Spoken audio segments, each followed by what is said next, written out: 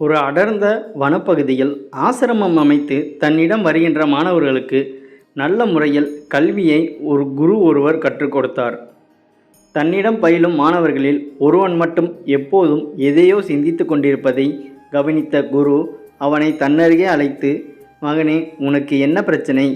ஏன் உன் மனம் இவ்வளவு சஞ்சலப்படுகிறது என்று குரு கேட்க, குருவே, எனக்கு வெகு நாட்களாக ஒரு சந்தேகம்.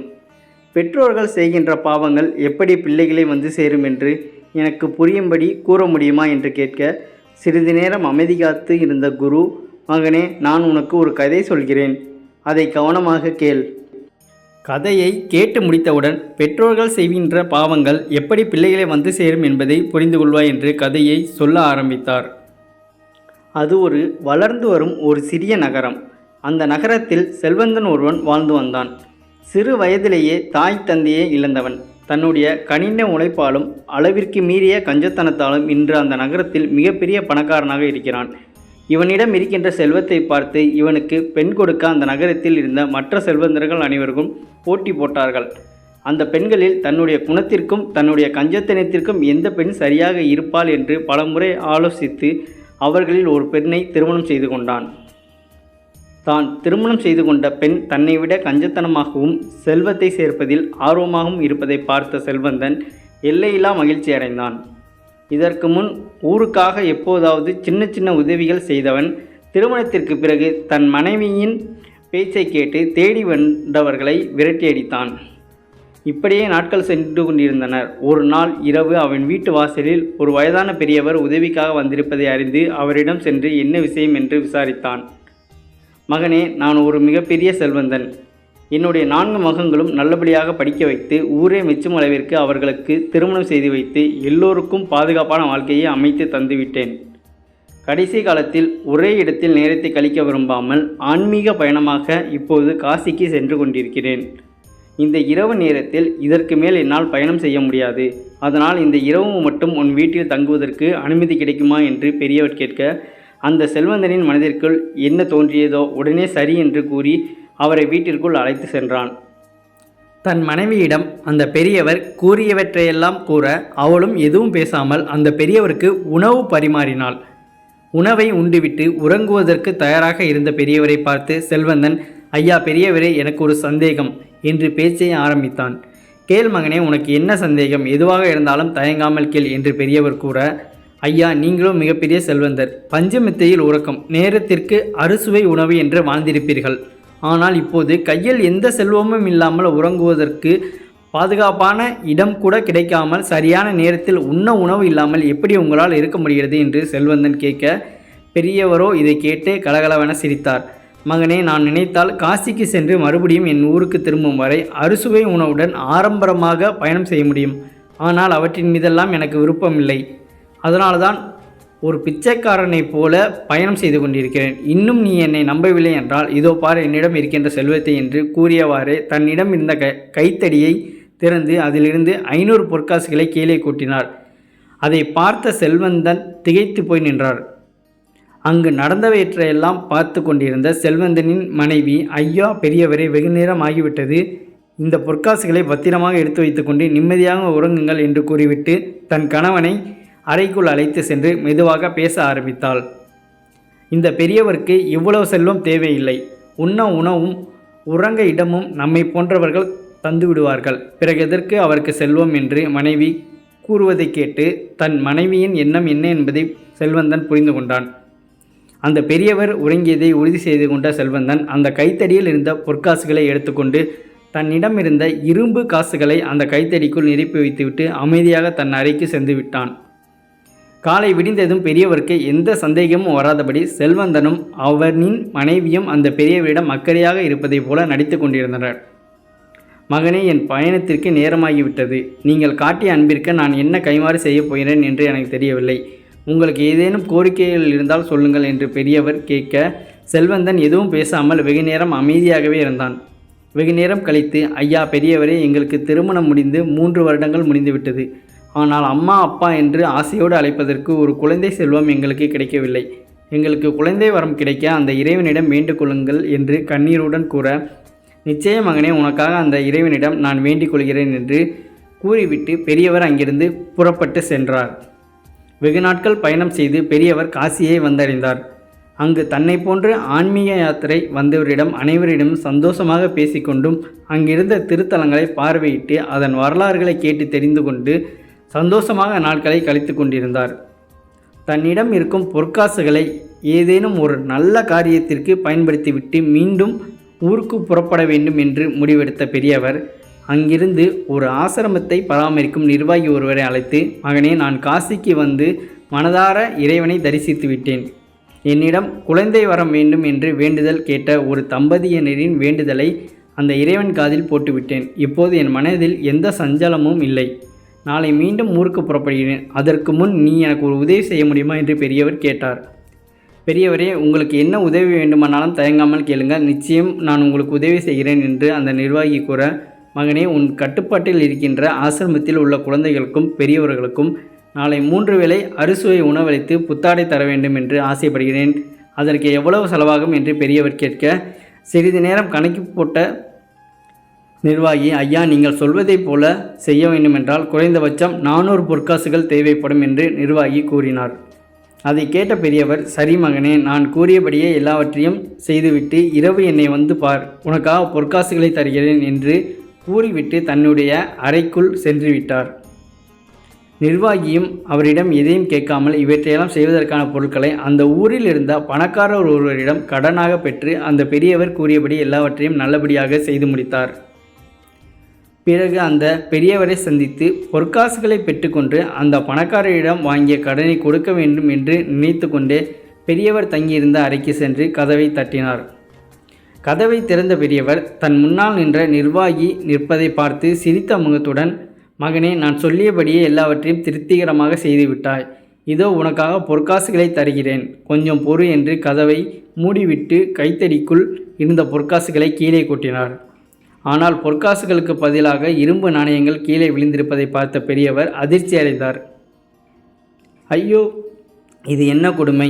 என் பேச்சு மதிப்புக்கு கொடுத்து முன்பணம் எதுவும் வாங்காமல் எல்லாவற்றையும் செய்த அந்த நிர்வாகிக்கு என்ன பதில் சொல்வேன்?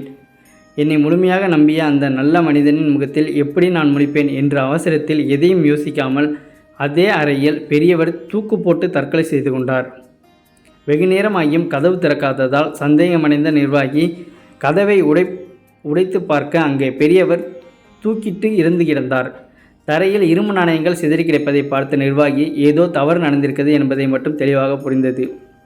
உடனே அந்த பணக்காரரை சந்தித்து இன்னும் கொஞ்சம் பணத்தை கடனாக பெற்று அந்த பெரியவரின் உடலுக்கு இறுதி சடங்குகளை அந்த நிர்வாகியை செய்து முடித்தார். அடுத்து பணக்காரரை சென்று சந்தித்த நிர்வாகி, ஐயா, அந்த பெரியவர் யார் என்று எனக்கு தெரியாது. அவரின் பேச்சிலில் உண்மையை நம்பி நான் அவரிடம் எந்த பணத்தையும் வாங்காமல் உங்களிடம் கடன் வாங்கி அவர் செய்ய சொன்னதை செய்தேன். கடைசியில் இப்படி நடக்கும் என்று நான் கொஞ்சமும் எதிர்பார்க்கவில்லை. அந்த பெரியவர் என்னை ஏமாற்ற நினைத்தது போல் எனக்கு தெரியவில்லை. எங்கோ தவறு நடந்திருக்குது. நான் உங்களிடம் வாங்கிய கடனுக்காக என்ன செய்ய வேண்டும் என்று கூறுங்கள் என்று பணிவோடு நிர்வாகி கேட்க, நிர்வாகியே, உன் கதை எனக்கு தேவையில்லை. இன்னும் 1 வாரம் உனக்கு கால அவகாசம் தருகிறேன். நீ யாருக்கு வேண்டுமானாலும் தகவல் தரலாம். தகவல் தெரிவிக்க என்னுடைய வேலையாட்கள் உனக்கு உதவுவார்கள். உன் தகவலை கேட்டு யார் வந்து 500 பொற்காசுகள் தந்தாலும் நீ இங்கிருந்து செல்லலாம். இல்லை என்றால் காலமெல்லாம் என் பண்ணையில் வேலை பார்க்க வேண்டும் என்று நிர்வாகியை பண்ணைக்குள் அழைத்து சென்றார். என்னை காப்பாற்ற யார் வரப்போகிறார்கள் என்று மனதிற்குள் வேதனையோடு கண்ணீர் சிந்தியபடியே நிர்வாகி பண்ணைக்குள் நடந்து சென்றார். அங்கே செல்வந்தனுக்கு சரியாக 1 வருடம் கழித்து ஆண் குழந்தை பிறந்தது. செல்வந்தன் கஞ்சனாக இருந்தாலும் தனக்கு மகன் பிறந்திருப்பதை ஊரே மெச்சும்படி விருந்து படைத்து வெகுமரிசையாக கொண்டாடினான். அந்த ஆண் குழந்தை வளர்ந்து வாலிபன் ஆனான். தன் தாய் தந்தை போல் கஞ்சனாக இல்லாமல் தான தர்மங்கள் செய்வதில் முதல் ஆளாக இருந்தான். தன் மகன் மீது செல்வந்தன் உயிரை வைத்திருந்தாலும் தான தர்மங்கள் அதிகமாக செய்வதை பார்க்கும்போது செல்வந்தனுக்கு கோபம் வரத்தான செய்யும். ஆனால் வரமாக கிடைத்த மகன் என்பதால் கோபத்தை தனக்குள்ளே புதைத்து கொண்டார். இப்படியே நாட்கள் சென்று கொண்டிருக்க ஒரு நாள் செல்வந்தனின் மகன் திடீரென வாயில் இரத்தம் சிந்தி கீழே மயங்கி விழுந்தான். அதை பார்த்த செல்வந்தன் ஒரு நிமிடம் துடிதுடித்து போனார். உடனே வைத்தியர்களை வர வைத்து வைத்தியம் பார்த்தான். அவனை பரிசோதித்த வைத்தியர்கள் அனைவரும், செல்வந்தன், உன் மகனுக்கு வந்திருப்பது கொடிய நோய். நீ எவ்வளவு செலவு செய்தாலும் வைத்தியம் பார்த்தாலும் அதிகபட்சம் 6 மாதங்கள் மட்டுமே அவன் உயிரோடு இருப்பான் என்று வைத்தியர்கள் கூறுவதை கேட்டு செல்வந்தன் கதறி அழுதான். சில நாட்கள் கழித்து செல்வந்தனின் வீட்டிற்கு வந்த மகான் ஒருவர், மகனே, நீ செய்த பாவங்கள் ஏதோ ஒன்று உன்னை பின்தொடர்கிறது. அதனால்தான் உனக்கு இவ்வளவு துக்கங்கள் ஏற்படுகிறது. எதற்கும் ஒரு முறை காசிக்கு சென்று வா என்று மகான் கூற, காசிக்கு சென்று பெயரை கேட்டதும் தான் ஏமாற்றியது அந்த பெரியவரின் முகம் அவர் மனதிற்குள் தோன்றியது.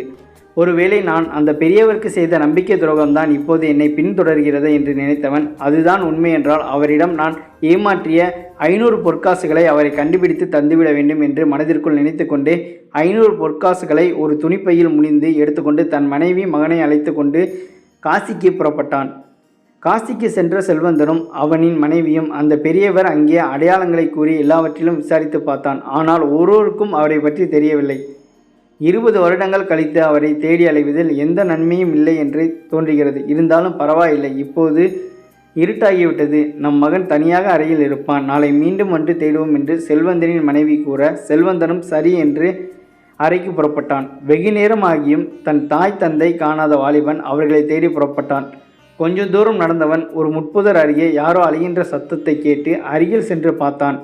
ஐயோ பெரியவரே, இந்நேரத்தில் இந்த புதருக்குள் உங்களுக்கு என்ன வேலை என்று வாலிபன் கேட்க, உடனே அந்த மனிதர், மகனே, சத்தம் போடாதே, பண்ணை ஆட்கள் வந்தால் என்னை இழுத்து சென்று விடுவார்கள் என்று கூறியதை கேட்டு வாலிபன் ஒன்றும் புரியாமல் முழித்தான். மகனே, 20 வருடங்களுக்கு முன்பு இந்த நகரத்தில் இருந்த ஒரு ஆசிரமத்திற்கு நிர்வாகியாக இருந்தவன் நான். ஒரு பெரியவருக்காக கடன்பட்டு ஒருவரிடம் பண்ணையில் இத்தனை நாட்கள் வருடங்களாக வேலை செய்து வருகிறேன். முன்னைப்போல் என் உடல் வேலை செய்வதற்கு ஒத்துழைக்கவில்லை. அதனால்தான் அவர்களிடமிருந்து தப்பித்து வந்திருக்கிறேன். தற்கொலை செய்து கொள்ள வேண்டும் என்பது என்னுடைய உத்தேசம். ஆனாலும் ஒருவனுக்கு கடனாளியாக அவனுக்கு தர வேண்டிய 500 பொற்காசுகளை தராமல் உயிரை விட என் மனம் ஏற்றுக்கொள்ளவில்லை என்று கதறி அழுதார். உடனே அந்த வாலிபன், உங்களுக்கு 500 பொற்காசுகள் தானே வேண்டும், அதற்காக ஏன் முட்டாள்தனமாக தற்கொலை செய்து கொள்ள வேண்டும்? நாளை இதே இடத்திற்கு வந்து காத்திருங்கள், பொற்காசுகளுடன் வருகிறேன் என்று கூறிவிட்டு தான் தங்கியிருந்த அறைக்கு வந்து சேர்ந்தான். மறுநாள் காலை அந்த பெரியவரை கண்டுபிடிக்க செல்வந்தனும் அவனின் மனைவியும் புறப்பட்டு சென்றனர். அதுவரை அமைதியாக இருந்தவன் பெற்றோர்கள் சென்றதும் தாங்கள் கொண்டு வந்திருந்த பெட்டியை திறந்து அவற்றில் ஏதேனும் பொற்காசுகள் இருக்குமா என்று தேடியபடி பொற்காசுகள் நிறைந்த ஒரு துணிப்பையை வாலிபனின் கைக்கு கிடைத்தது. அதிலிருந்து பொற்காசுகளை எண்ணி பார்க்க சரியாக 500 பொற்காசுகள் இருந்தது. உடனே அதை எடுத்துக்கொண்டு அந்த மனிதரை தேடி சென்றான். அந்த மனிதரை சந்தித்த வாலிபன், ஐயா, இதில் 500 பொற்காசுகள் இருக்கிறது. இதை வைத்து உங்கள் கடனை அடைத்துவிட்டு எந்த குற்ற உணர்ச்சியும் இல்லாமல் சந்தோஷமாக வாழுங்கள். தற்கொலை போன்ற முட்டாள்தனமான முடிவுகளை எடுக்காதீர்கள் என்று கூறி அவரை வழி அனுப்பி வைத்தான். அந்த நிர்வாகி நேராக பணக்காரரை சந்தித்து தன்னுடைய கடன் தொகையை கொடுக்க அதை வாங்கி கொண்ட பணக்காரன் நிர்வாகியை அழைத்து அதிலிருந்து 100 பொற்காசுகளை கொடுத்து அனுப்பி வைத்தான். வருகின்ற வழியில் மக்கள் கூட்டமாக நின்று வேடிக்கை பார்ப்பதை நிர்வாகி அங்கே சென்று கூட்டத்தை விலக்கி பார்க்க ஒரு நிமிடம் அதிர்ந்து போனான். சில மணி நேரத்திற்கு முன்பு தனக்கு பொற்காசுகளை கொடுத்த வாலிபன் இரத்தவாந்தி எடுத்து இறந்து கிடந்தார். இந்த செய்தி அந்த நகரத்தில் தீயாக பரவியது. இரத்தவாந்தி எடுத்து ஒரு வாலிபன் இறந்து கிடப்பதாக செய்தியை கேட்ட செல்வந்தனும் அவனின் மனைவியும் அந்த இடத்திற்கு ஓடிவர அங்கு இறந்து கிடப்பது தங்கள் மகன்தான் என்பதை தெரிந்து கொண்டு கதறி அழுதனர். சிறிது நேரத்தில் அவர்கள் இருவரும் அப்படியே சுருண்டு விழுந்து உயிரை விட்டார்கள். இவற்றையெல்லாம் கண்கூடாக பார்த்த நிர்வாகி, இந்த வாலிபன் எதற்காக நமக்கு உதவ வேண்டும், ஏன் என கண்முன்னே இப்படி இறந்து கிடக்க வேண்டும் என்று எல்லாவற்றுக்கும் ஏதோ ஒரு சம்பந்தம் இருக்கிறது என்று மனதிற்குள் நினைத்து கொண்டே அந்த 3 சடலங்களையும் தன்னிடம் இருந்த மீதி பொற்காசுகளை வைத்து நல்லடக்கம் செய்துவிட்டு இனி கடவுள் விட்ட வழி என்று தன் பாதையில் நடக்க ஆரம்பித்தார். மகனே, இந்த கதையின் மூலம் உனக்கு என்ன புரிந்தது என்று குரு கேட்க சீடன் பதில் எதுவும் பேசவில்லை. மகனே, அந்த செல்வந்தனுக்கு மகனாக பிறந்தது வேறு யாரும் இல்லை, காசிக்கு ஆன்மீக பயணமாக சென்ற அந்த பெரியவர்தான். அவர் செய்த புண்ணியத்தால் மீண்டும் பிறவி எடுத்து தன்னுடைய கடனை தீர்த்து கொண்டார். அந்த செல்வந்தன் அந்த பெரியவருக்கு செய்த பாவத்தால் வரமாக கிடைத்த மகனை அழித்து தாங்களும் அழிந்து போனார்கள். நீங்கள் ஒன்றை மட்டும் எப்போதும் ஞாபகத்தில் வைத்துக் கொள்ளுங்கள். நீங்கள் செய்கின்ற புண்ணியங்களை கூட சில நேரங்களில் நீங்கள் பெற்ற பிள்ளைகளால் நிராகரிக்க முடியும். ஆனால் நீங்கள் செய்த பாவங்களை நிச்சயம் உங்கள் குழந்தைகள் அனுபவித்தே ஆக வேண்டும் என்பதை மறந்துவிட வேண்டாம்.